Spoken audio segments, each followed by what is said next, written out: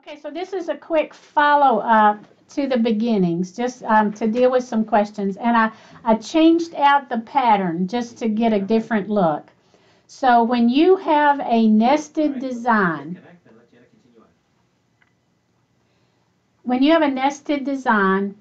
then when you start your first row, you don't want these gaps, okay?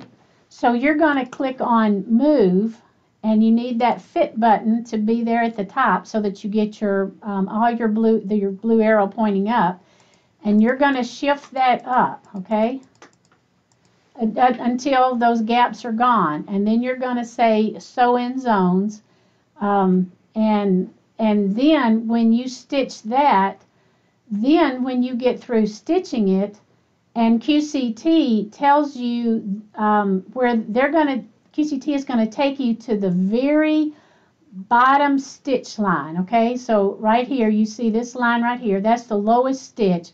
It's going to take you to that, and it's going to take you to the center, okay? So if you were to use that mark for the mark, then you're going to have all this gap, okay? Let me move this back down.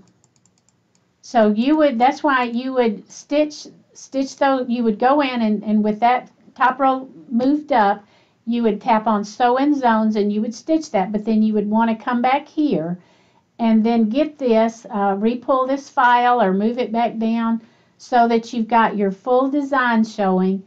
And then when you tap on Sew in Zones, you're going to need the adjusted spot. You're not going to want to use that bottom center spot.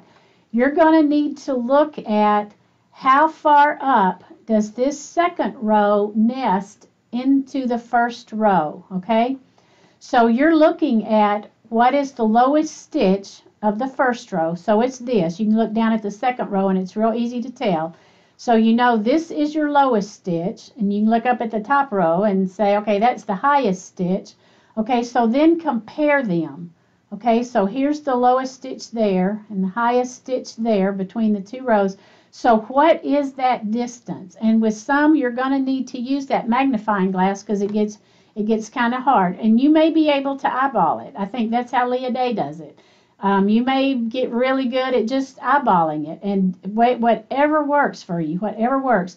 But you've got to adjust up from that bottom center mark that QCT is going to give you when you say you finished your zone. You must measure up whatever the difference between here and here is.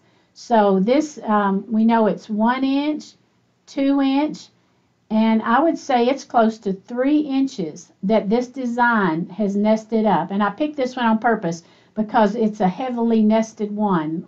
You don't always get that much nesting.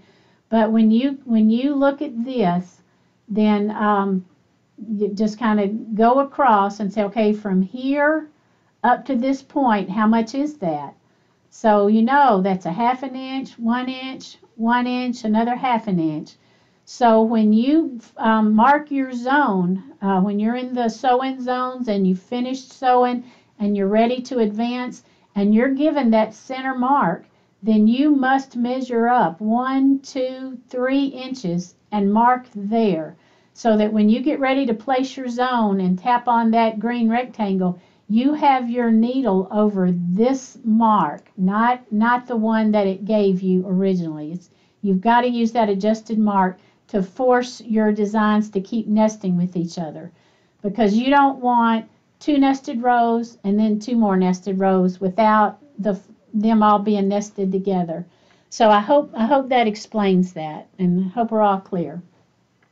Okay, so we're going to go back to the home screen. No, I don't want to save my design, and I'm actually going to change it so that we're using Pro, but Beginnings and Pro work the same right here for Select and Sew. So when you want to do blocks, you're going to tap on Select and Sew. And then it immediately, now if we had just turned the machine on, it would ask you to set your safe area.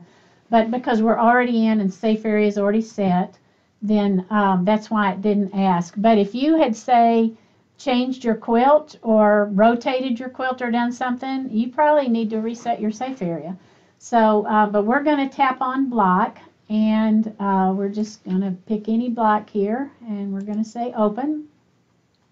Okay, so when it opens, it kind of opens to a default size, you might say, and down in the left, you have some choices. So right now, the show placement nodes, and they're gray right now, and that's because they haven't been placed. When they're placed, that's when they turn green. And if I tap on show pattern size, then right up there, it's kind of faint, but you can see it. It's letting me know right now that it's got a width and a height of 8. And then if you say show grid, then you see your little grid lines, that each one is 1 square inch. And because a question came up about safe area, I just want to show you something. If I were to move my needle here, and because this has actually happened, you're kind of resizing your block at the time you place it, so to speak. So if I knew that I wanted to, say, have a 4-inch square, I could have my needle so that it really does have room. But right now, this is still thinking 8 inches. And I could do this, and I didn't move it far enough. Let me try it again. Okay, I'm going to hit. I'm being asked, which handout are you in? We're on the Select and Sew. Okay. Select and Sew. So if I were to move this, and I really do have enough room in my active quilting space, and I tap this, it's resizing it and messing things up because I still haven't tapped the other things. I'm going to tap reset again. So it brings it back. So when you're, like when you've got your machine moved forward, you may want to tap on some of these so that you don't see what just happened to me just then with it getting down there. But anytime you get all wonky with tapping on these, and those moments will come, and all of a sudden you'll maybe accidentally tap on a node that you didn't mean to. You tapped on this one, you meant to tap on that one, and you can get the craziest, wonkiest looking block. Just tap on reset and that'll get you back.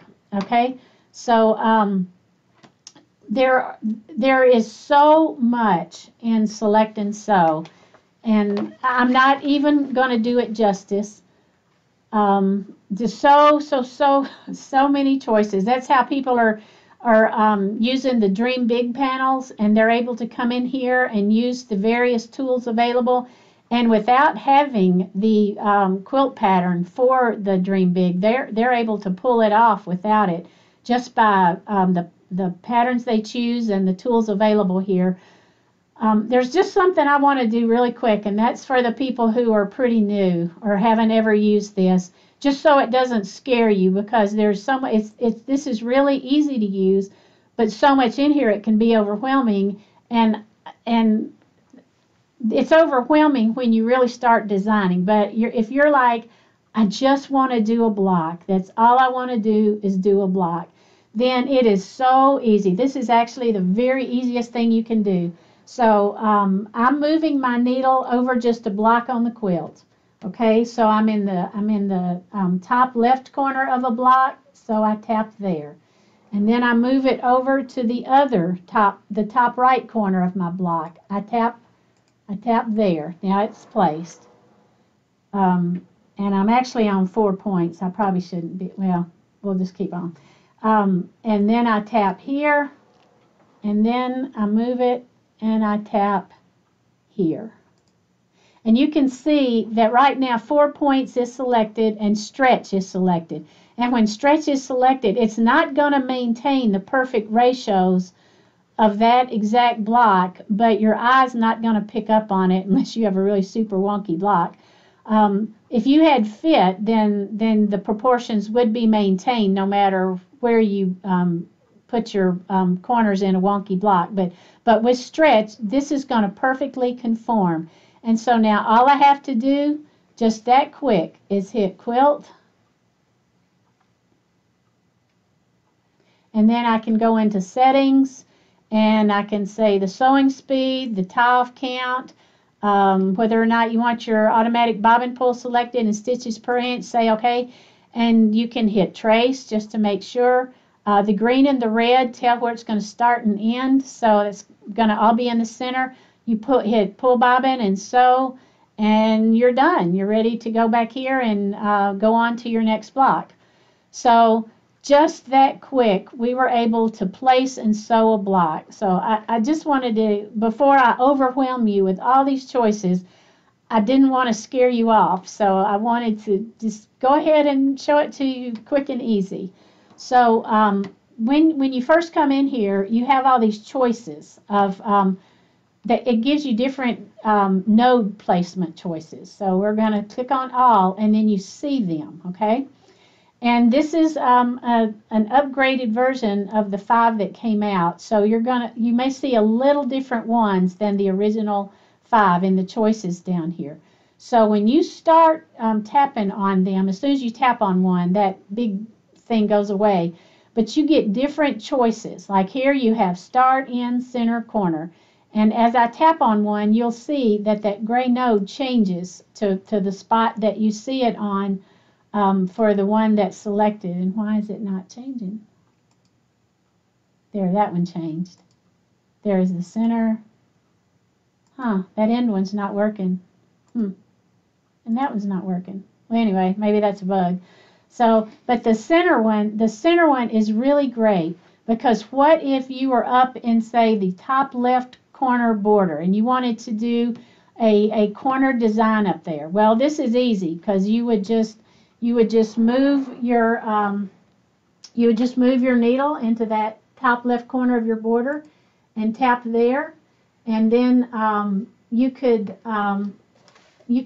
give it the size. You could tap on your size icons, and as long as this yellow lock is locked, you can tap on either one, because whatever one decreases in width, it's also going to decrease in height or increases. So if I increase this, then it decreases the same all the way around and keeps it square. It's when you unlock it, you could turn a square into a rectangle, because then you can change the height and width separately. We're going to lock it back. But so now if I were to move this into the top left corner and touch there and then place it and get my size right, because I would keep tapping on that until I had it the size I needed for that top left corner. But now when I go to the top right corner, if I weren't able to, I could reset or not reset. I'm not going to reset it, because I really want it to stay the same if I've got it the size that I need it to be. So I would go over here and move my needle to the top right corner, and here's what is really great. So now my needle is in the top right corner, but I really don't want to have to measure from the corner out to be able to tap on that left corner. So I can tap on 45 twice. Hang on. So I can tap on 45 twice, and look, now it's in the top right corner. So with my needle over at the top right border, I can place this corner over there. So that's great. So now when I want to go down to the bottom right border, after I quilt my quilt, now I'm down at the bottom, and I would save this, so that would have my dimensions, whatever I adjusted them to. Then I can do that again and get my bottom right corner, and then same for the bottom left, get it over there. And if you want to save it, when you go into the quilt screen, I'm just going to go in there real quick, we'll come back. But this is where you can save it, is over there in the quilt screen. You don't have the save there in that screen, but that's where you save it. So if you were doing your, say you had this border for your top left and right corners, then you'd get in the quilt screen and save it, so you can bring that right back up. And hopefully it's still going to need to be the same amount in your bottom corners. But so I kind of picked on that one just to show that with all of these choices, when you select them, you get different selections in this area. And that's why in the handout, I went ahead and did just a little print screen of this lower area, so that you can use it just as a quick reference to see what are my choices going to be. You know, when I tap on 4 points, what do I see? When I tap on triangle, what do I see? I know Joyce Blowers has a class that she's offering on cool things to do with triangles. You know, take it. I'm sure it'll be great because there's so much creativity you can do here. So you would think when you were quilting a block, you would probably use block. No, use 4 points. That's the one everybody uses. So if you want to make a little note out beside 4 points, use for blocks, do that.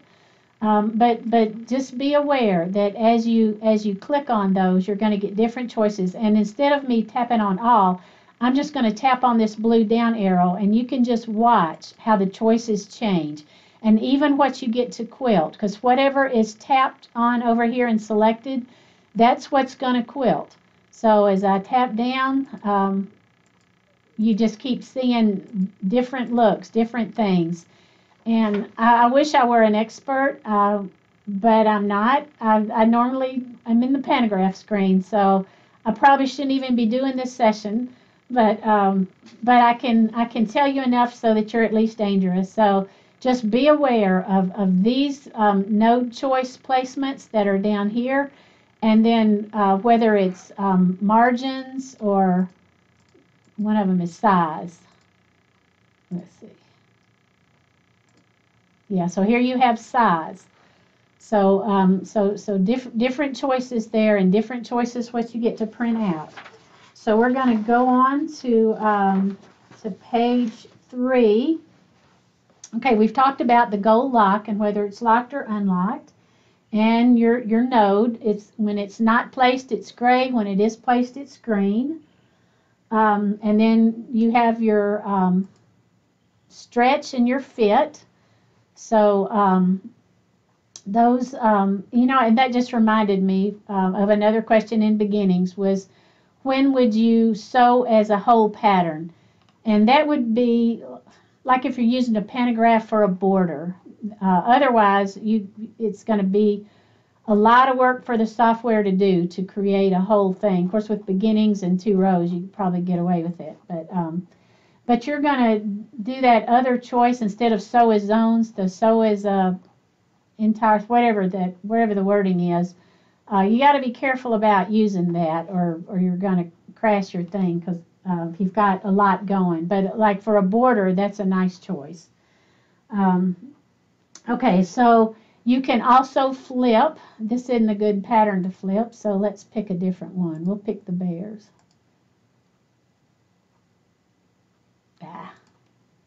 Okay, so you can always hit reset. But if you flip this, then it's flipping them horizontally, okay? It's just, there's not a degree of flip. It's just all one way or all the other, and same with vertical. You put them on their head. You know what? Let me get that. Yeah.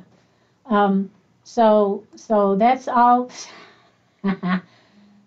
Sometimes you just have to play. You have to be very conscious of where your needle is over, because that's what matters when you tap on that dot. Is where is your needle? Let's see. So now we're going to go to the margins. Let me get back to a different block. We'll go back to that one. You know what? I'm going to do one where it's easier to see the margins. We'll just use that one. Okay. And let's see. Let's hit. Let's go on down to 4 points. We're going to select 4 points. So we've got our 4 things there. And so the margins. So if I have a block that I really don't want those tips to sew right into the stitches, the intersection of the seam, I want it to be a little less, then I can start tapping on this.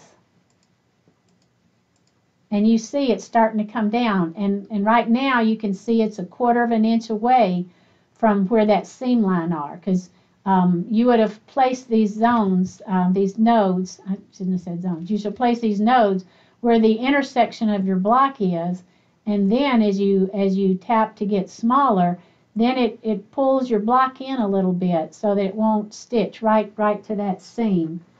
So that's what that little gray line is showing you, is the distance from the green line to where you've pulled in your block. That's 1/4 of an inch. So that's what that is. And then we talked about rotate some, so you can still rotate by 5.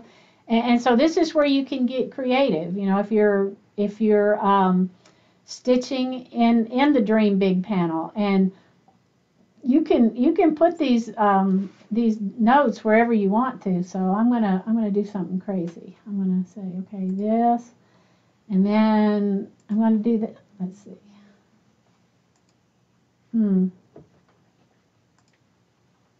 So you can be crazy with it. It doesn't know if you're it's still going to stitch even if you do things crazy. So that's just a way to get away with really changing it up from being a true block, so that you're able to quilt within an area. But there's a few more things that we need to show, and it's very cool. It's in the toolbox.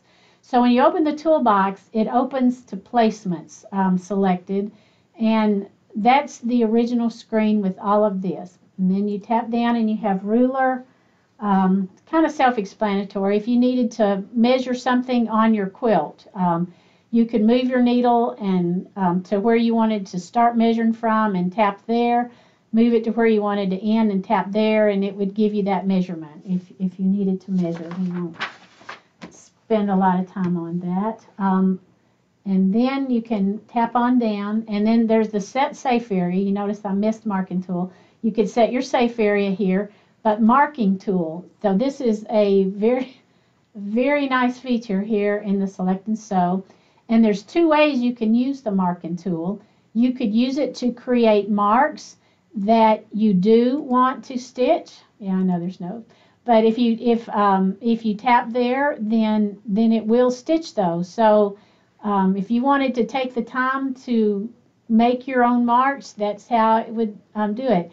And the ditch, if you wanted it to literally stitch in the ditch, then you would tap on that. Of course, you would hope that your block is very nice and square. But let's go back to the marking tool. The first thing you would do, we're just gonna I'm gonna move my needle, and I'm gonna tap add. So I'm not really doing anything specific here other than just showing you how it works. And then I would move my needle again, and you can move your needle as far or as close as you want. And then when I touch add again, then it draws a straight line. I move my needle again, tap on add, and wherever I move my needle and tap add, it's going to connect the line from where I left off. If I needed to remove it, then I say remove last, or remove all, removes everything. And what it's removing is what's selected. Well, right now we only have 1. That's kind of a default. So I'm just going to do this and say add. But now if I want a line over here, then I have to say add marking. And I'm just going to call it 2. You can give it whatever name you want. Say enter. So now 2 is active. And I can say add.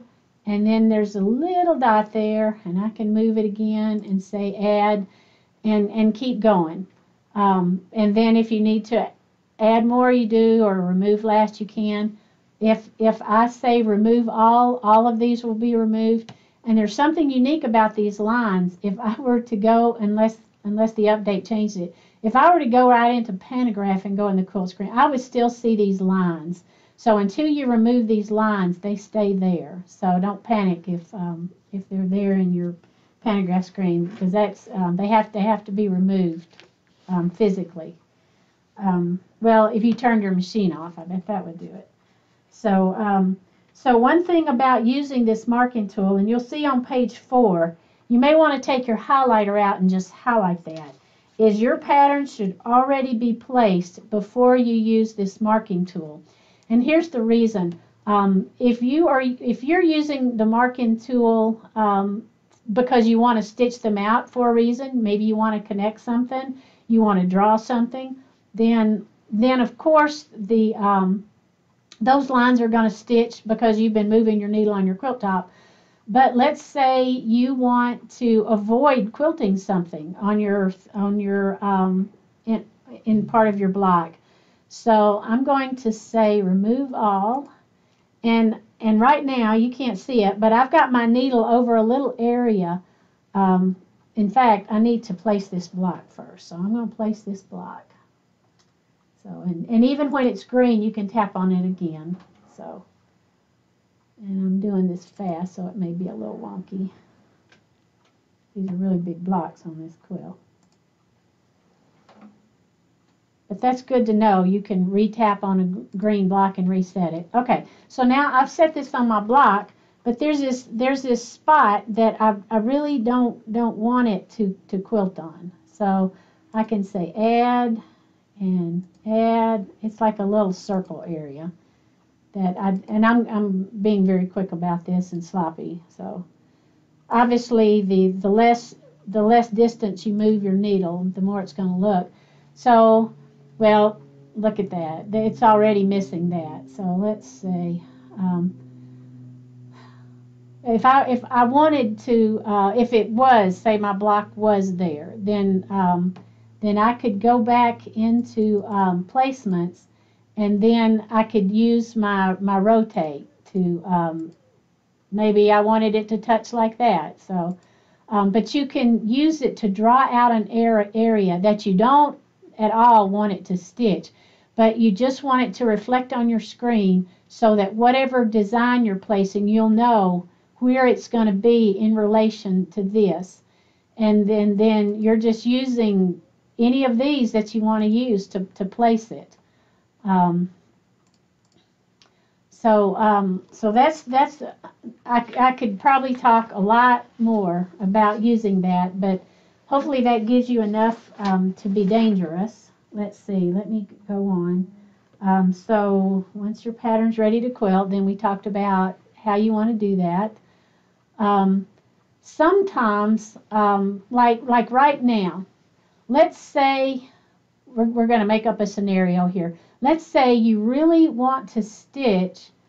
You really want to stitch this line right here.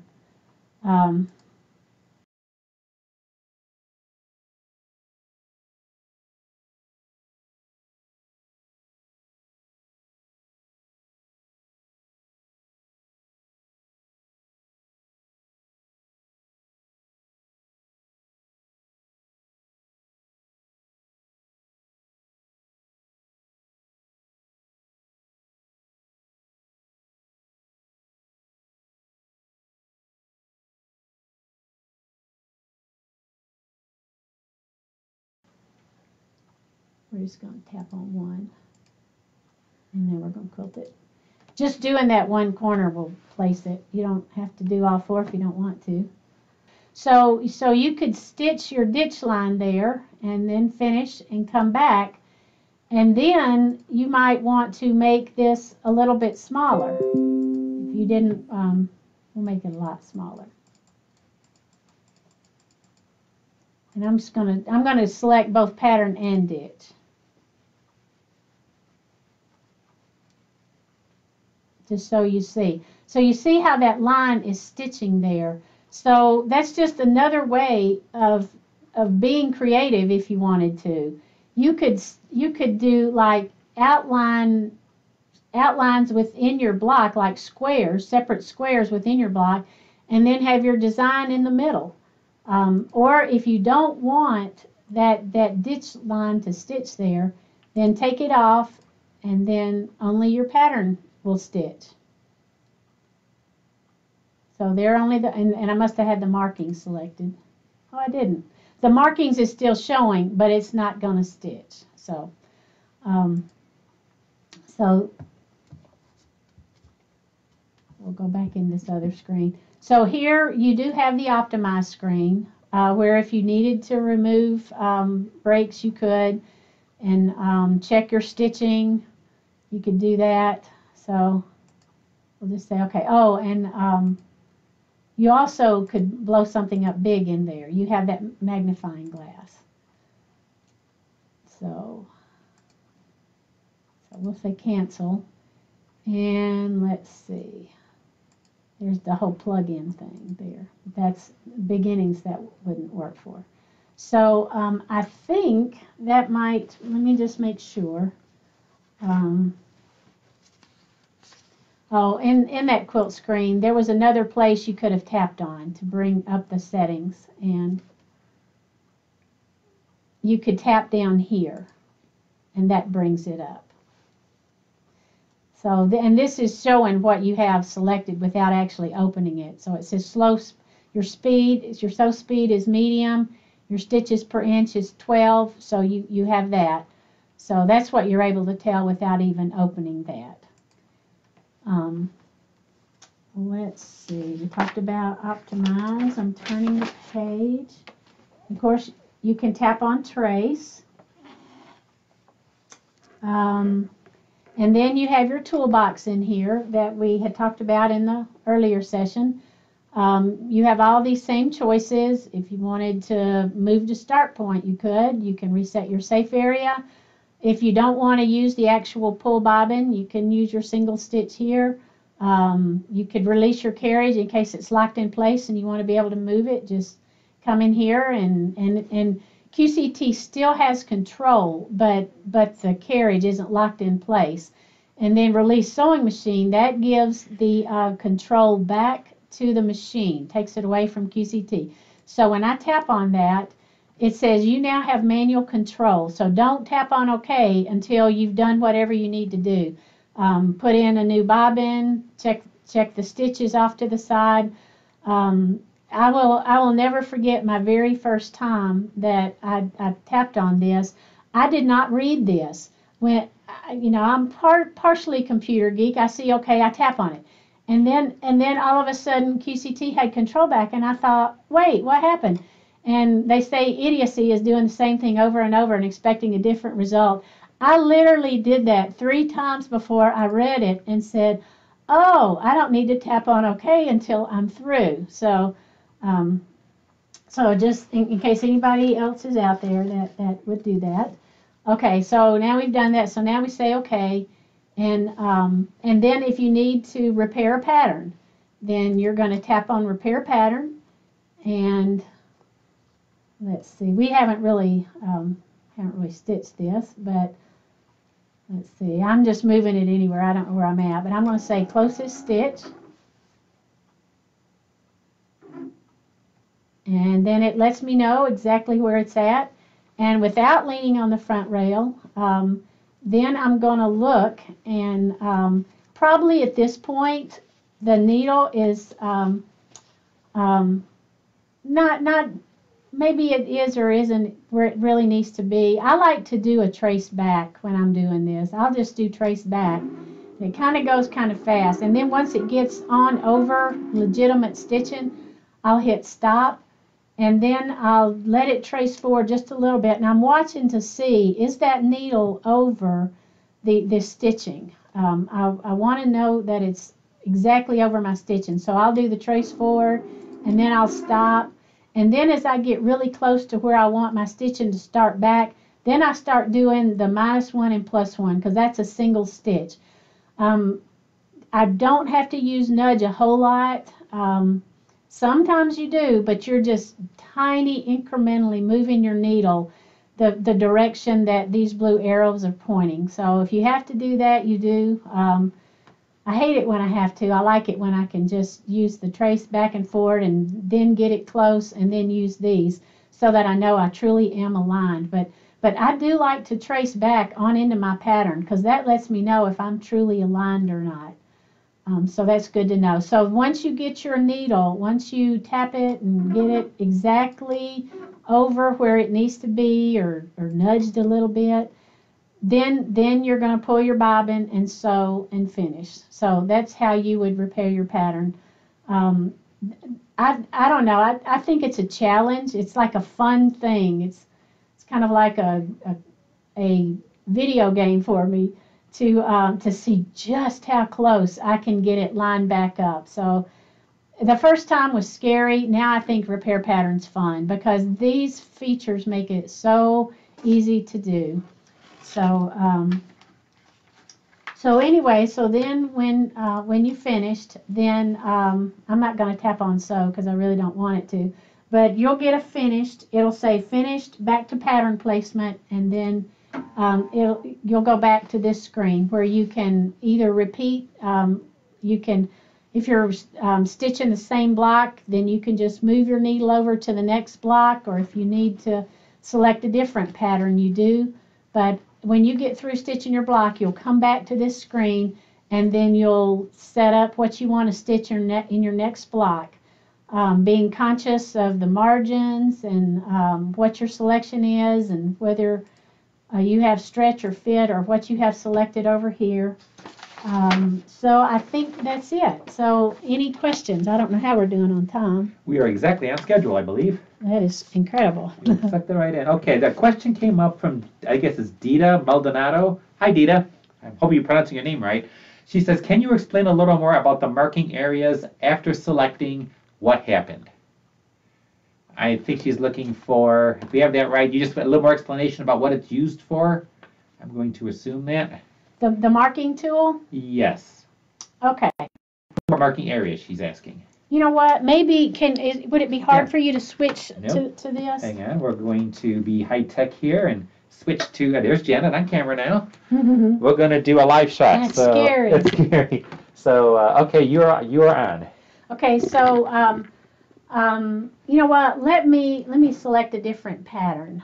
I'm going to select that. Okay.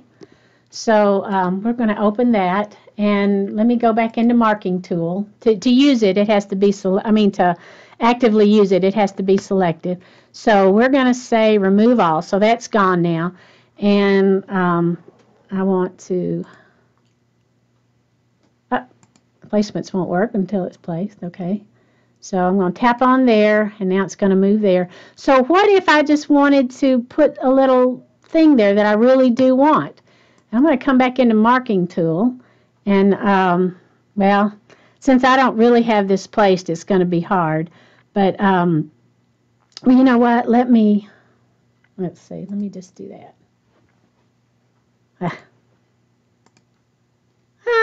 We better do a reset. So let's see. I'm going to do that. Why is it not doing? I'm going to do stretch. Okay, I'm going to come down here, and where I know where I'm at, I'm going to touch right there. I don't know why it's not selecting.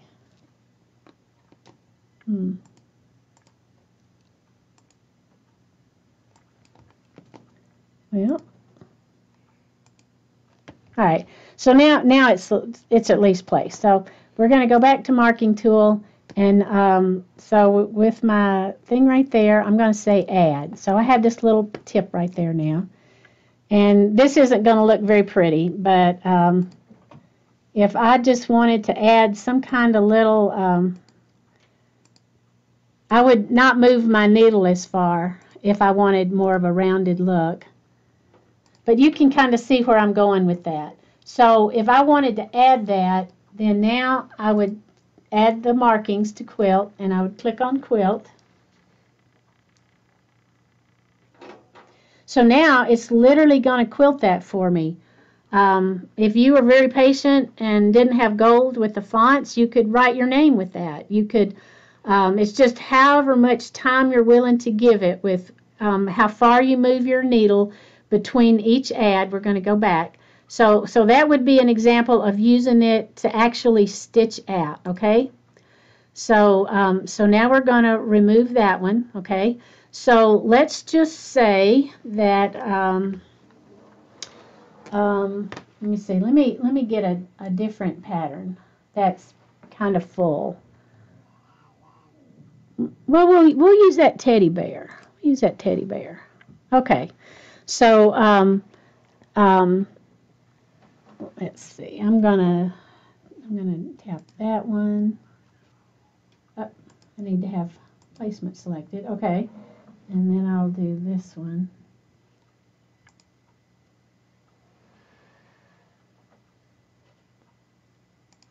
Okay, so I've placed that in my thing, but really, there's this area over here. I don't want it to. I want the teddy bear to not quite stitch on.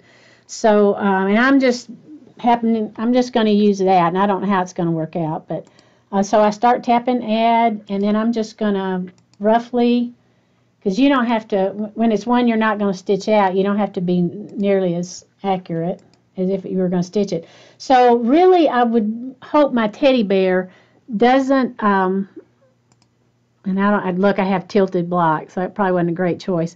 But now I'm going to start rotating him a little bit.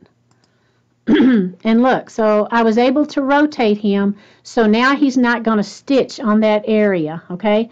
So I don't want that to stitch, so I come over here and hit quilt. And now if I hit trace, you know what? I'm going to hit stop. I'm going to hit stop.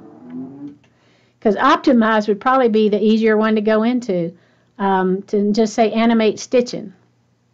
So you can see that the teddy bear is stitching, but not that marking line, okay? So that didn't stitch because I did not have it selected over here, okay? I didn't have it selected. But that's a way that a very simple, quick way that you would use that simply to mark out an area that you want to tweak your design so it doesn't stitch in that area, or maybe the opposite. Maybe you want it to stitch in an area. So you just using whatever's on your quilt, whether it's an applique or something in the fabric, just for whatever reason you do or don't want it to stitch within that area. That's how you're able to reflect it on your screen. But just remember, when you get ready to use your marking tool, you need to have already placed your design, okay? You definitely have to place your design before you use your marking tool. Okay, did that answer the question? I haven't seen this. I've been slightly distracted at the moment. Here, you're on camera at the moment. Okay. You can smile. Let's just see. Do we have any other questions that have come up here? Belinda Kimmon outlined a large pig. Way to go, Belinda. You can go around on embroidery. Susan Bainey Sedine is asking. Yes. Yes. If you have embroidery, that's a good spot for it. Mm-hmm. I think that's all I see here at the moment. So my parting words on this is, you see when you tap on all, you see all those choices and all the things it gives you, and whether your lock is locked or unlocked, letting you change those separately, your flip choices, your rotation. So much you can do here. But at the same time, if you're like, I just want to quilt the block already, then tap on that 4 points, move your needle within your block, and then tap on those margins to make it however smaller you want it to be. And just that quick, you're going to be quilting your block. So I don't want anybody to be overwhelmed thinking, oh, that seemed kind of hard, because this really is the easiest thing you can do, is quilt a block. So go into simulation mode and just play around. Just absolutely play around, and you will learn so much.